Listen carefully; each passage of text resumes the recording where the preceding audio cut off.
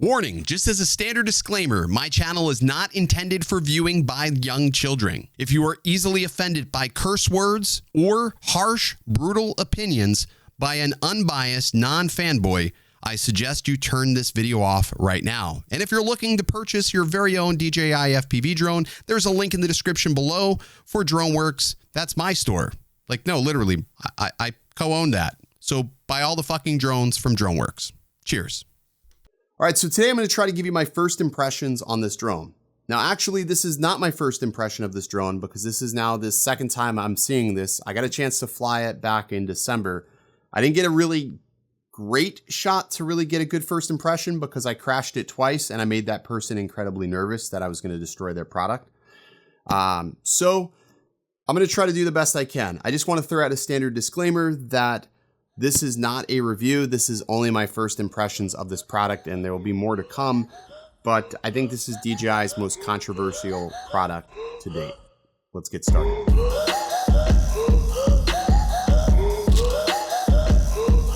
Alrighty, what's good, everybody? Ken here, and let's just jump into the DJI FPV combo.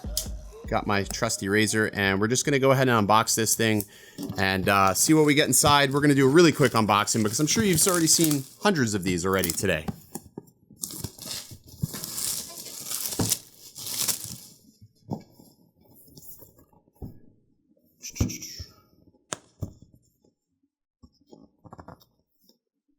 Really bad with boxes. Is there something? There's tape. So you already know all the specs on this. You know pretty much everything at this point since this thing has leaked so incredibly much at this point. So I am mutilating this box, by the way, but that's okay. We don't care. We don't care about the box. We just care what's inside the box. Who cares about resale value at this point? Probably won't make it through the day. Holy shit, there's a lot of tape on this. Not used to that. All right. So you open the box up and you're greeted with a set of goggles and the FPV drone. I'm gonna get the drone out here. It's been, like I said, it's been a minute since I've touched it. Looks like battery's already in it. It is a chunky little thing. It is heavy. Holy shit, that is heavy. Wow, crazy. No props on there. V2 goggles, and then everything we need is beneath here. So we got the RC. It's been a minute since I've held this. We are gonna have to go ahead and change the spring tension to try to get it to where it's not auto leveling. That would drive me nuts, absolutely nuts. There is a lanyard mount on that, which is pretty cool. All right, so controller, we got props B and props A. So the one good thing about DJI is it makes it really easy to figure out where your props go, so that's a good thing.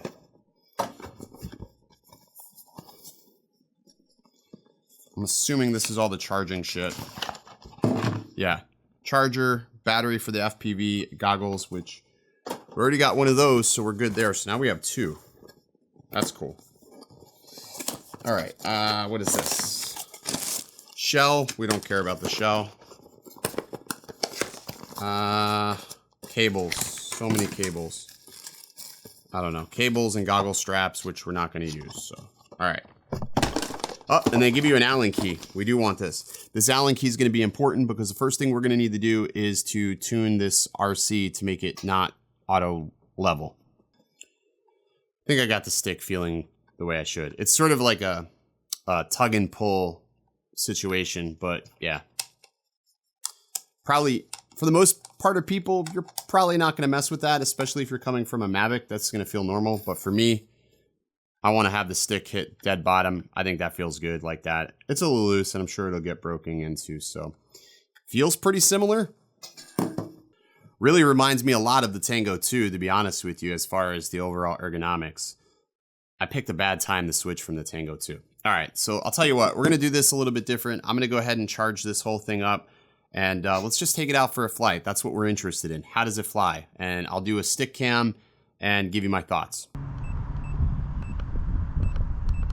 All right, I'm gonna call Billy. Fucking Billy.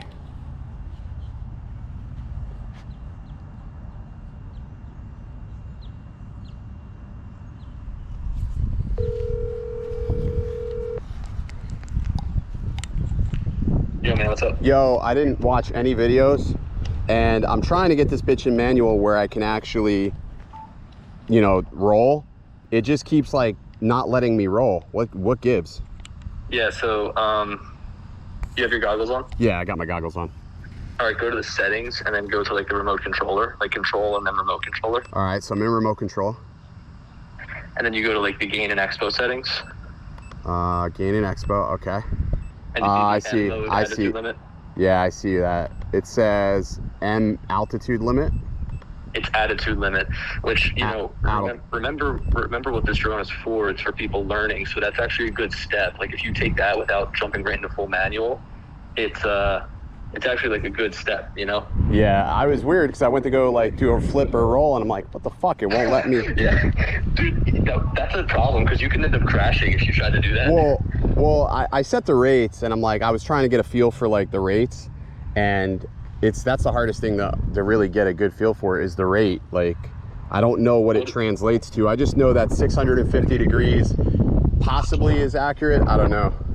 I put mine to 200 for the center sensitivity, and then 60 for my rate, and then 0.8 for my expo. But mine's really smooth. Like it's hard to do flips and stuff because I just fly mine for like cinematic purposes. Yeah, I'm trying to break this. You're trying to? Like literally just trying to see what it will handle. I've got two of them, so. All right, man. See ya. See you, dude.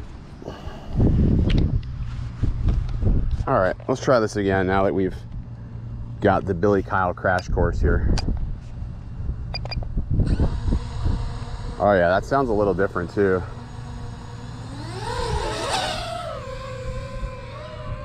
Oh yeah, that feels good. All right. Okay. Yeah, that wasn't too terrible.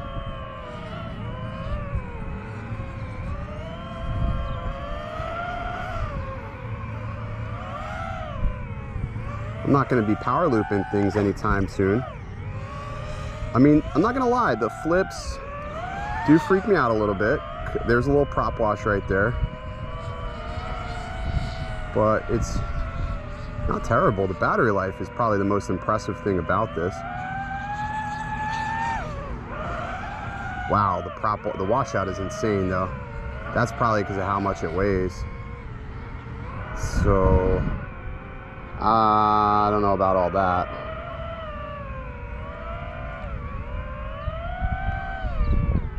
I mean, at least it's flying better. I mean, the latency is incredible for what it is. I mean, mind you, whoo, shit, that washout is sick.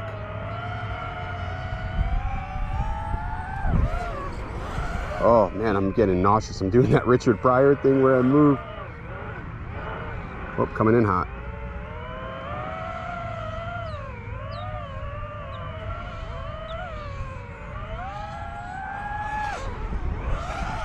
Yeah, see that washout, guys? That's insane. That's got to be tuned out. Like, they can do better.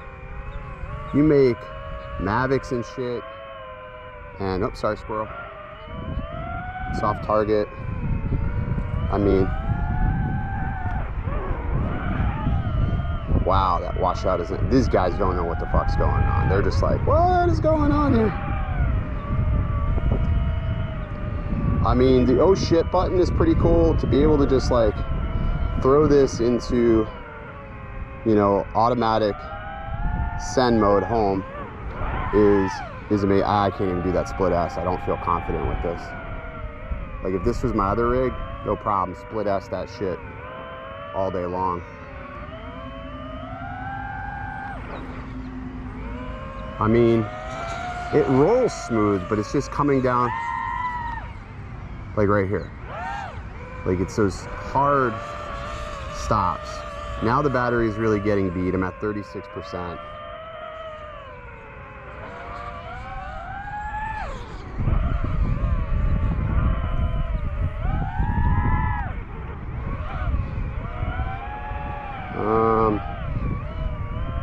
I could split S this.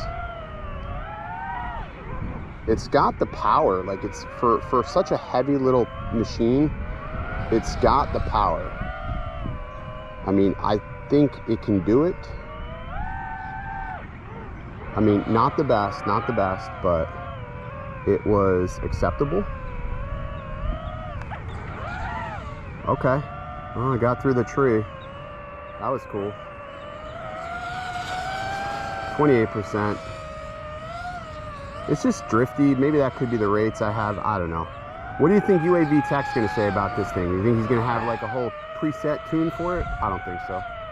That's not Mark's cup of tea.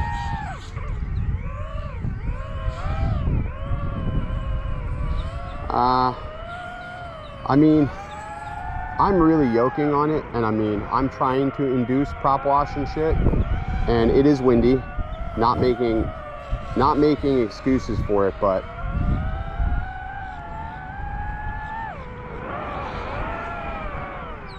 it is pretty fun. Whoa, fuck, almost fell over. All right, let's see if I can land this now. All right, so I'm in the sport mode, and this is where I had problems back in December. Trying to land it was the hardest thing for me.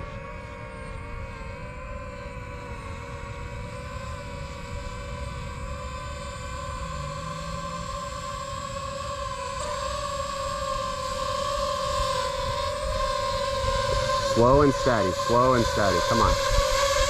No, fuck back away, motherfucker. I guess I'm not used to that. All right, wow, okay.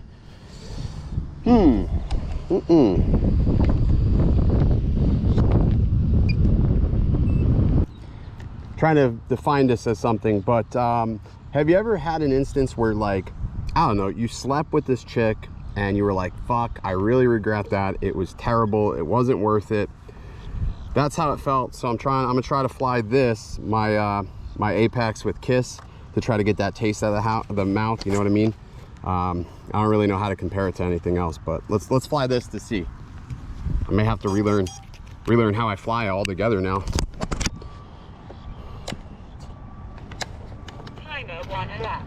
That's on Kiss, yeah. All right. Okay, I just want to get like just a clarity rip in here. This is a clarity rip. I'm gonna stand close to this drone because I don't trust. I'm in the hood of Springhill. Oh, that feels different. Oh, it feels smoother.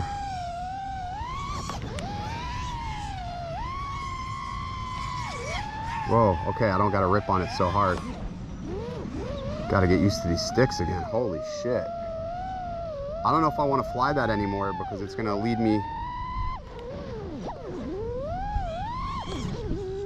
with bad habits.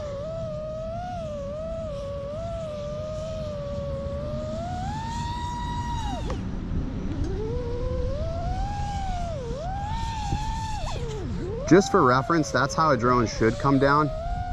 See how there was no prop wash? Whoa, shit. And the reaction times I can get out of this. I mean, I almost just hit a tree, but still, that's because I'm like, flying this after flying that,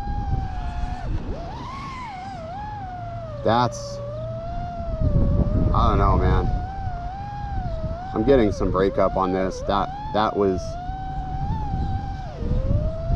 also I don't have any stabilization on this. Just again, showing you the difference between flying something like this and flying something like the DJI drone. Yeah, this takes a little bit more work. And actually, this wasn't that bad to set this up. Like, I actually think I went through that better with the FPV drone. All right, so I'm gonna give you my thoughts on the drone after getting a chance to fly it for a good bit today. It's definitely interesting. I really don't know how I feel about it, to be honest with you. I know a lot of you are gonna want a definitive answer from me in this video, but I just don't have one. There's some positives about it and there's some negatives on it. Unfortunately, because I transitioned over to FPV, I have a fair amount more negatives that I can say about this drone than possibly somebody else who reviewed this. So I guess let me start off with the positives first, the things I do like about this drone. So firstly, the transmission in OcuSync 3.0 is amazing. There is really zero breakup whatsoever, even way in the back of the park where I was behind trees, where I would normally get some sort of pixelation. I got no pixelation, and I really didn't notice any increased latency whatsoever, which I thought was pretty damn impressive to still maintain a really solid picture, but also not have to worry about latency. So that was pretty damn cool. I was actually pretty impressed with that. The safety features are really nice. The way the props start up, I think, is pretty cool. And obviously, the battery life is phenomenal. Like, to get 20 minutes of flight time out of an FPV drone is just bonkers.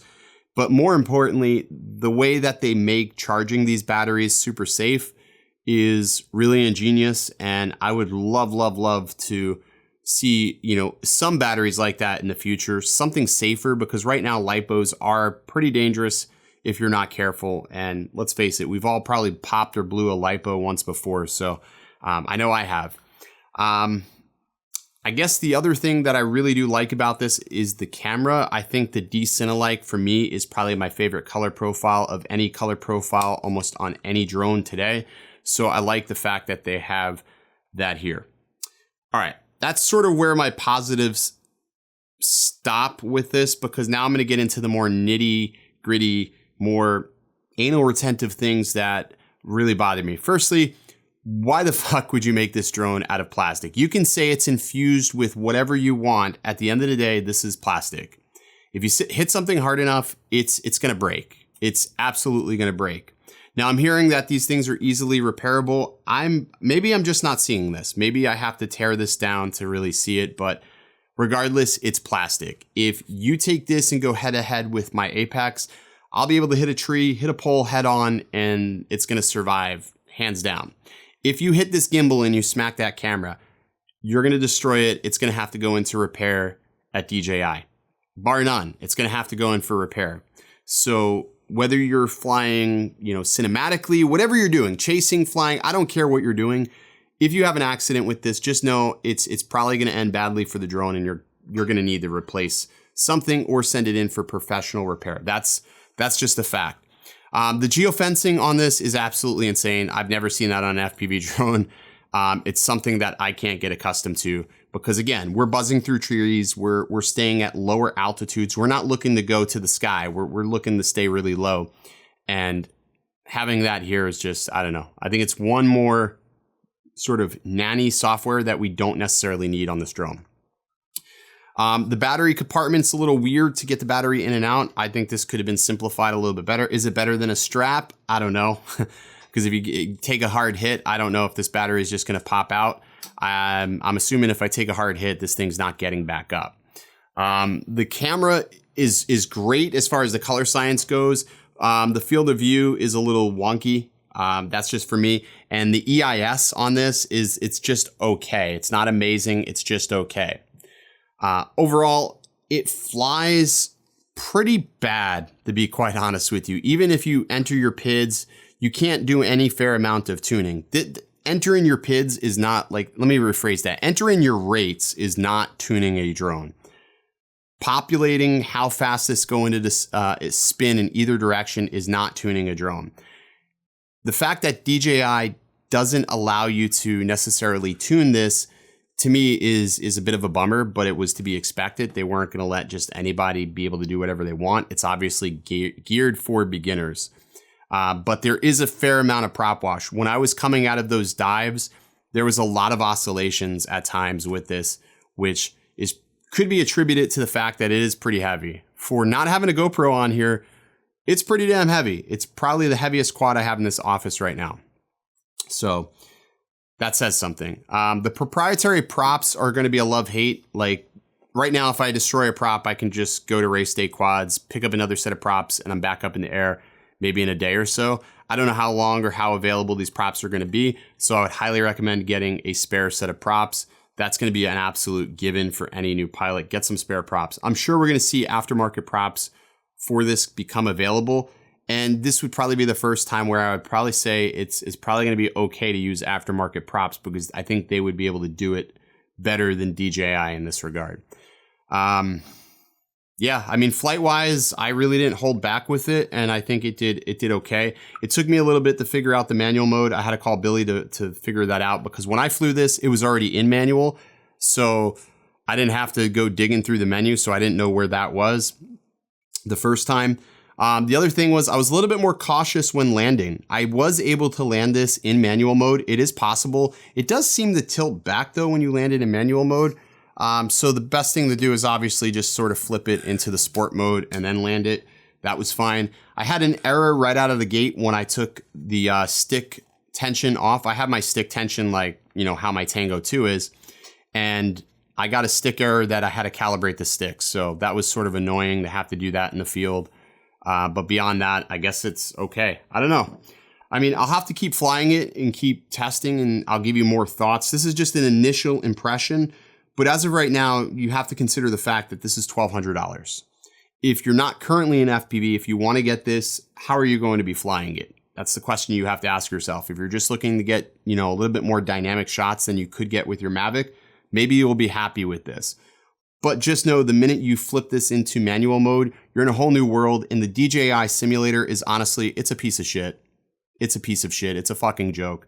And this is a lot of money to spend on an experiment. But it is cool. It is cool because the range is amazing. And I know there's going to be a lot of people that are going to be mad with things that I'm saying here, because I'm not going to stroke DJI's ego here, because at the end of the day, I really don't give a shit. I don't work with them directly. I can say whatever the fuck I want, and I have never any intention on working with them directly. I just look at things for face value, and this is cool.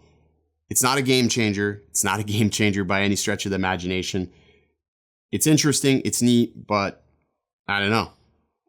If DJI could do this, I would love to see what Skydio would do with something to this class, I guess. I mean, reality is, end of the day, this should never be made out of plastic. I can't stop like harping on that. But all right, I hope you guys enjoyed. I'll leave you with some test footage, some flight footage. I think the camera is actually pretty reasonable. But there you go. Hope you guys enjoy. I'll see you in the next video. Stay original.